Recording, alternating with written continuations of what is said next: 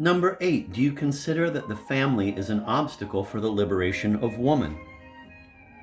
Certainly the modern nuclear family operates to oppress women, and little consolation is to be had by considering other shapes that the family is known to have taken in the past, and has today outside the societies of European type. Virtually all known forms of the family define women in ways that subordinate them to men, keeping them within the home while investing public power exclusively in the hands of men who organize in all-male groups outside the family. In the chronology of human lives, the family is the first and psychologically the most irrefutable school for sexism. It is as small children, through the systematically contrasting ways in which girls and boys are treated, dressed, talked to, praised, punished, that the norms of dependency and narcissism are instilled in girls. Growing up, children learn the different expectations they may have for themselves from the models of mother and father, the fundamentally dissimilar geography of commitment that women and men make to family life. The family is an institution organized around the exploitation of women as full-time inhabitants of the family's space. Hence, for women to work means relieving at least some part of their oppression. Working at a paid job, any job, a woman is no longer just a family creature.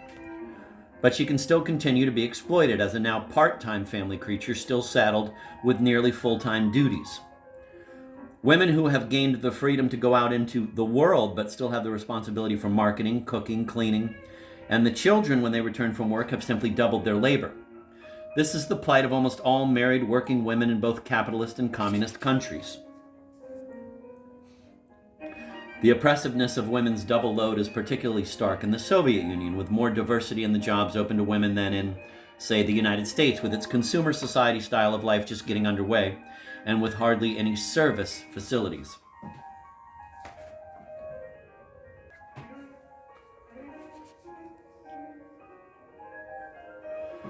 Even when the wife holds down a job that is as honorable or as physically tiring as her husband's, when they both come home, it still seems natural to the husband, and usually to the wife, that he rest while she prepares the dinner and cleans up afterward. Such exploitation will continue even with the rising number of women entering the labor force, as long as their work so rarely challenges the notion of the feminine role. Because most jobs that women get are conceived to be suited to their feminine aptitudes, most men and women experience no contradiction between that, quote, woman's job, end of quote, and the traditionally, quote, feminine, end of quote, arts, assistant, nurse, cook, that women are expected to exercise at home. Only when all sorts of jobs are filled by many women will it no longer seem natural to a husband to let his wife do all or most of the housework. What appear to be two quite different demands must be made jointly.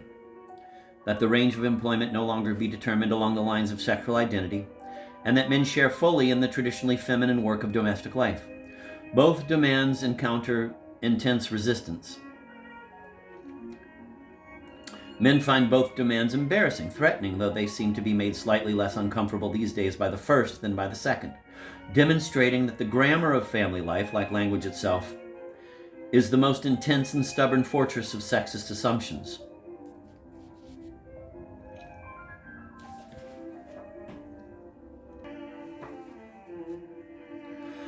In an arrangement of family life which would not oppress women, men will take part in all domestic activities, and women will be expected to give considerable time to outside obligations that have nothing to do with their families. But the solution involves more than adjusting the degree of participation of men, the ideal being an equal sharing of all chores and responsibilities. These activities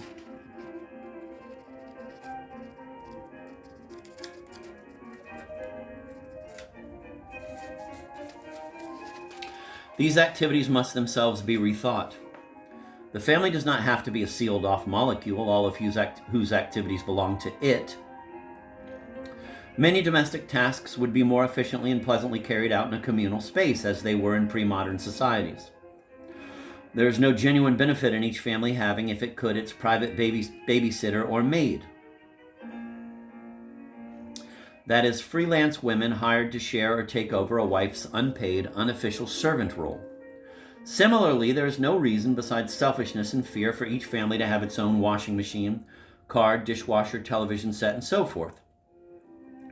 While private, human, mostly female domestic service is disappearing, except for the extremely rich as countries pass from pre-modern economies to industrialization and consumerism, private mechanical services proliferate.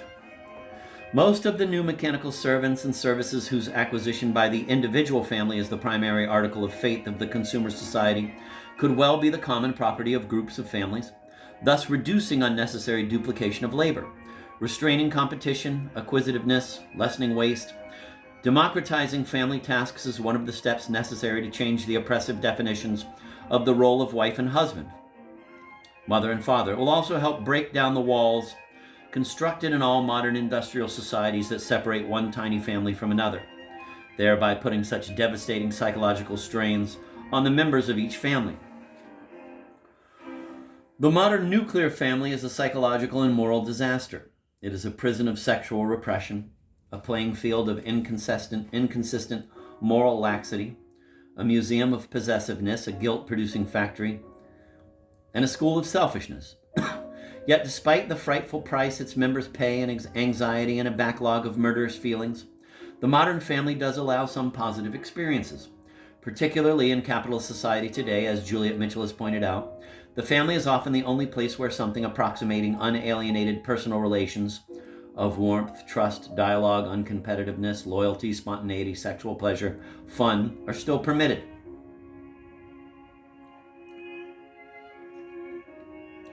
It is no accident that one of the slogans of capitalist society, the form of society which promotes the greatest alienation in work and all communal bonds, is the sanctity of the family.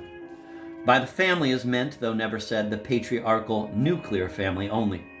Family life is the anachronistic reserve of exactly those human scale values which industrial urban society destroys, but which it must somehow manage to conserve.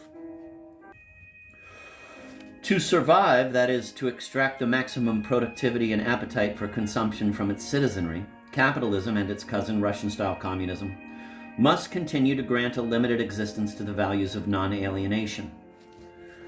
Thus, it awards these values of privileged or protected status and an institution, the family, that is economically and politically innocuous. This is the ideological secret behind the very form of the modern nuclear family, a family unit too small in numbers, too stripped down, too confined in its living space, archetypally the 3 or 4 room city apartment, to be viable as an economic unit or politically connected with sources of power. Early in the modern era, the home lost its ancient role as a site of altars and ritual. Religious functions came to be entirely monopolized by churches, whose activities the family members leave the house to attend as individuals. Since the late 18th century, the family has been forced to cede its right to educate or not educate its children to the centralized nation state, which operates public schools, that the children of each family are legally obliged to attend as individuals. The nuclear family, also known as the basic family, is the useless family, an ideal invention of urban industrial society. Its function is just that, to be useless, to be a refuge. Deprived of all economic, religious, and educational functions, the family exists solely as a source of emotional warmth in a cold world. The glorification of the family is not only a piece of rank hypocrisy, it reveals an important structural contradiction in the ideology and workings of capitalist society. The ideological function of the modern family is manipulative, more accurately self-manipulative. The ideological function of the modern family is manipulative, more accurately self-manipulative. This does not mean we can dismiss what goes on in family life as entirely fraudulent. Genuine values are incarnated in the nuclear family. Indeed, were it not for even that poor form of family life that flourishes today, people would lead far more alienated lives than they already do. But the strategy will not work indefinitely. The contradiction between the values family life is charged with preserving and the values promoted by industrial mass society as a whole is, ultimately, an untenable one. Families are, in fact, less and less able to perform well this assigned task, the task which justifies the family in its modern form. The function of the family as ethical museum in an industrial society is deteriorating.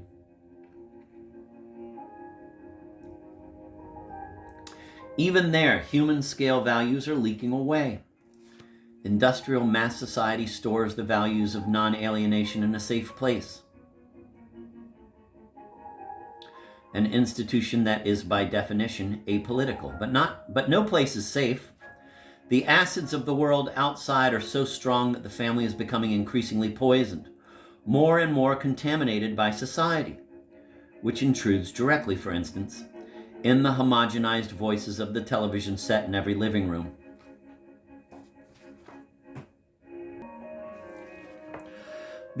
To advocate destroying the family because it is authoritarian is a facile cliche. The vice of family life throughout history is not its authoritarianism, but that authority per se is founded on relations of ownership. Husbands own wives, parents own their children. This is only one of the many similarities between the status of women and the status of children. Thus, the sex whose members are defined as adult, and therefore as physically responsible for themselves, gallantly forces, quote, women and children first, end of quote, off sinking ships. In Spain, no married woman may hold a job, open a bank account, apply for a passport, or sign a contract without her husband's written permission, just like a child. Women, like children, have essentially the status of minors. They are wards of their husbands, as children are the wards of their parents. Even the modern nuclear family in its liberalized Northern European and North American form is still based, though less blatantly so, on treating women and children as property. The family based on ownership is the target. People should not be treated as property. Adults should not be treated as minors. But some forms of authority make sense in family life. The question is what kind of authority, which depends on what the base of its legitimacy is. The restructuring of the family required for the emancipation of women means subtracting from the authority available to family arrangements one of its principal forms of legitimacy, the authority that men have over women. Although the family is the institution in which the oppression of women is originally incarnated, eliminating this oppression will not dissolve the family, nor will a non-sexist family be without any idea of legitimate authority. When family arrangements are no longer a hierarchy dictated by sex roles, they will still have certain hierarchical features dictated by differences in age. A non-sexist family will not be completely unstructured, though it will be open. Precisely because the family is a singular institution, the only institution that modern society insists on defining as, quote, private, end of quote, restructuring the family is an extremely delicate project and less amenable to the kind of advanced planning for change that one can apply to other institutions.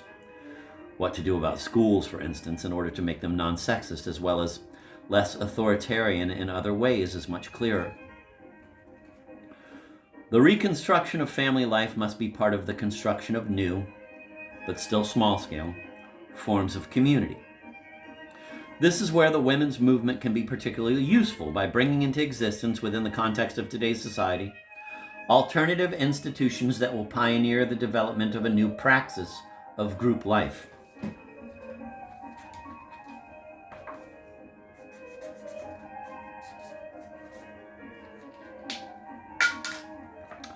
In any case, nothing can be done about the family by fiat, and undoubtedly some form of family life will continue. What is desirable is not to destroy the family, but to destroy the opposition, particularly entrenched in capitalist countries, between home and the world. This opposition is decadent. It is oppressive to women and children, and it stifles or drains off those communitarian, sororal, and fraternal feelings on which a new society could be built.